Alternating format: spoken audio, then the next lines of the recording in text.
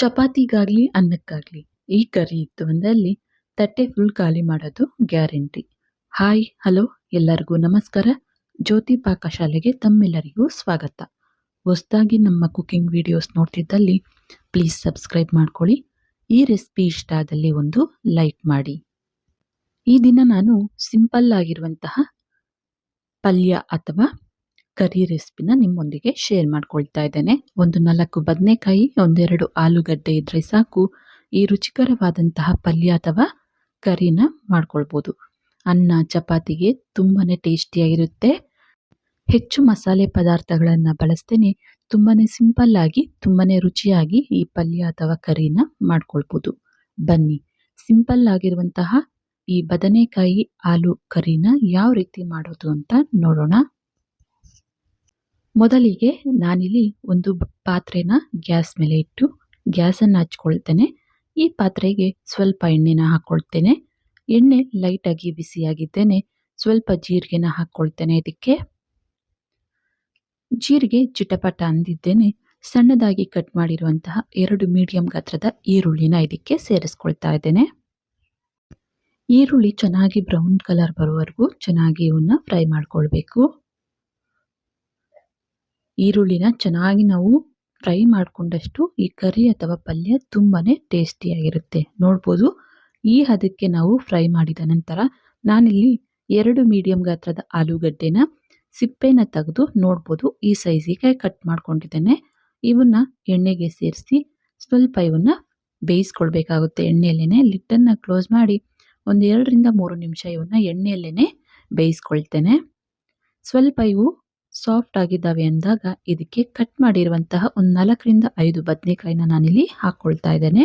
Same ಸೈಜಿಗೆ ಆಲೂಗಡ್ಡೆ ಎಷ್ಟು cut ಮಾಡ್ಕೊಂಡಿದ್ವೋ size ಅಷ್ಟೇ ಸೈಜ್ಗೆ ಈ ಬದನೆಕಾಯಿನೂ ಸಹ ಕಟ್ ಮಾಡಿ ಸೇರಿಸ್ಕೊಳ್ಬೇಕು. ಒಮ್ಮೆ ಈ ಒಗ್ಗರಣೆ ಬದನೆಕಾಯಿ ಎಲ್ಲ ಮಿಕ್ಸ್ ಆಗೋ ರೀತಿ ಮಿಕ್ಸ್ ಮಾಡಿ ಲಿಡ್ಡನ್ನು ಕ್ಲೋಸ್ ಮಾಡಿ ಒಂದು 2 ರಿಂದ 3 ನಿಮಿಷ ಮೀಡಿಯಂ ಊರಲ್ಲಿ ಇವನು ಸಹ ಎಣ್ಣೆಯಲ್ಲೇನೆ ಬೇಯಿಸ್ಕೊಳ್ತೇನೆ. ನೋಡಿ ಆಲೂಗಡ್ಡೆ ಹಾಗೂ ಬದನೆಕಾಯಿ ಸ್ವಲ್ಪ ಕಲರ್ ಚೇಂಜ್ ಆಗಿ ಸ್ವಲ್ಪ ಸಾಫ್ಟ್ ಆಗಿದ್ದಾವೆ ಅಂದಾಗ ಇದಕ್ಕೆ 2 ಮೀಡಿಯಂ ಗಾತ್ರದ ಟೊಮೆಟೊನ ಸೇರಿಸ್ಕೊಳ್ತಾ ಇದ್ದೇನೆ. ಟೊಮೆಟೊನ ಸೇರಿಸಿ ಇದಕ್ಕೆ ಒಂದು 1/4 ಟೀ ಸ್ಪೂನ್ ಆಗುವಷ್ಟು ಅರಿಶಿನ, ಅನಂತರ 1 ಟೀ ಸ್ಪೂನ್ ಆಗುವಷ್ಟು ಇದಕ್ಕೆ ಅಚ್ಕಾರದ ಪುಡಿನ ಹಾಕ್ಕೊಳ್ತಾ ಇದ್ದೇನೆ. ಅನಂತರ ರುಚಿಗೆ ತಕ್ಕಷ್ಟು ಉಪ್ಪನ್ನು ನಾನಿಲ್ಲಿ ಸೇರಿಸ್ಕೊಳ್ತೇನೆ. ಇವೆಲ್ಲವನ್ನ ಸೇರಿಸಿ ಚೆನ್ನಾಗಿ ಇದನ್ನ ಮಿಕ್ಸ್ ಮಾಡ್ಕೊಳ್ಳೋಣ. ಈ ಮಸಾಲೆ ಪದಾರ್ಥಗಳು ತರಕಾರಿ ಎಲ್ಲ ಮಿಕ್ಸ್ ಆಗೋ ರೀತಿ ಚೆನ್ನಾಗಿ ಮಿಕ್ಸ್ ಮಾಡಿ ನಂತರ ಲಿಡ್ಡನ್ನ ಕ್ಲೋಸ್ ಮಾಡಿ ಒಂದು 2 ರಿಂದ 3 ನಿಮಿಷ ಅಥವಾ ಈ ಟೊಮೆಟೊ ಚೆನ್ನಾಗಿ ಸಾಫ್ಟ್ ಆಗೋವರೆಗೂ ಮಿಕ್ಸ್ ಮಾಡ್ತಾ ಇವನ್ನ ಬೇಯಿಸ್ಕೊಳ್ಬೇಕು. ನೋಡ್ಬೋದು ಟೊಮೆಟೊ ಚೆನ್ನಾಗಿ ಬೆಂದಿದ್ದಾವೆ. ಈ ರೀತಿ ಸ್ಮ್ಯಾಶ್ ಆಗಿ ಬೇಯೋವರೆಗೂ ಬೇಯಿಸ್ಕೊಳ್ಬೇಕಾಗುತ್ತೆ ಟೊಮೆಟೊನ.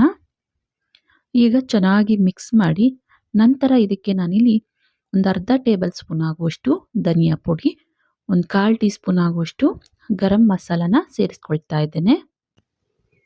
ಅನಂತರ ಇದಕ್ಕೆ 1 ಟೀ ಸ್ಪೂನ್ ಆಗುವಷ್ಟು ಶುಂಠಿ ಬೆಳ್ಳುಳ್ಳಿ ಪೇಸ್ಟನ್ನು ಸಹ ಸೇರಿಸ್ಕೊಳ್ತಾ ಇದ್ದೇನೆ. ಇವೆಲ್ಲವನ್ನ ಸೇರಿಸಿ ಚೆನ್ನಾಗಿ ಮಿಕ್ಸ್ ಮಾಡ್ಕೊಳ್ಳೋಣ.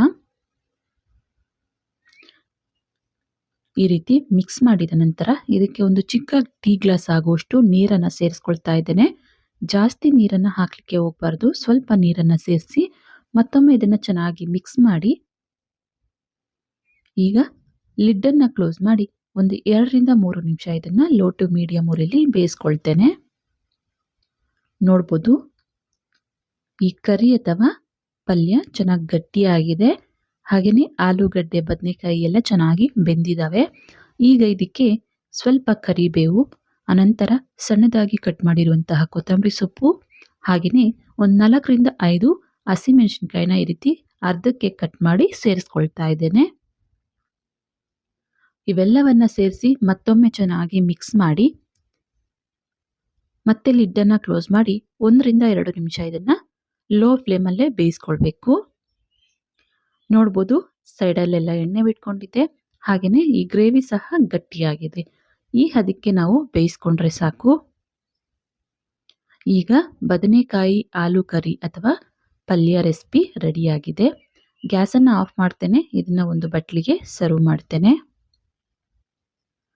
ನೋಡಿದ್ರಲ್ಲ, ತುಂಬಾನೇ ಸಿಂಪಲ್ ಆಗಿರುವಂತಹ ಟೇಸ್ಟಿ ಆಗಿರುವಂತಹ ಬದನೆಕಾಯಿ ಆಲೂ ಕರಿ ಮಾಡುವ ವಿಧಾನ ತುಂಬಾನೇ ಟೇಸ್ಟಿಯಾಗಿರುತ್ತೆ. ಬಿಸಿ ಅನ್ನಕ್ಕೆ, ಚಪಾತಿ ಎಲ್ಲ ಈ ಪಲ್ಯ ಅಥವಾ ಕರಿ ರೆಸಿಪಿ ತಪ್ಪದೆ ಒಮ್ಮೆ ಟ್ರೈ ಮಾಡಿ. ಹೇಗೆ ಬಂದಿತ್ತು ಅಂತ ಕಮೆಂಟ್ ಮಾಡಿ. ಈ ರೆಸಿಪಿ ನಿಮಗೆ ಇಷ್ಟ ಆಗಿದೆ ಅನ್ಕೊಳ್ತೇನೆ. ಇಷ್ಟ ಆದಲ್ಲಿ ಈ ವಿಡಿಯೋಗೊಂದು ಲೈಕ್ ಮಾಡಿ, ಕಮೆಂಟ್ ಮಾಡಿ, ಶೇರ್ ಮಾಡಿ. ಇನ್ನು ಯಾರೆಲ್ಲ ಸಬ್ಸ್ಕ್ರೈಬ್ ಮಾಡ್ಕೊಳ್ದೆ ವಿಡಿಯೋ ನೋಡ್ತಿದ್ದಲ್ಲಿ ಪ್ಲೀಸ್ ಸಬ್ಸ್ಕ್ರೈಬ್ ಮಾಡ್ಕೊಳ್ಳಿ. ಧನ್ಯವಾದಗಳು.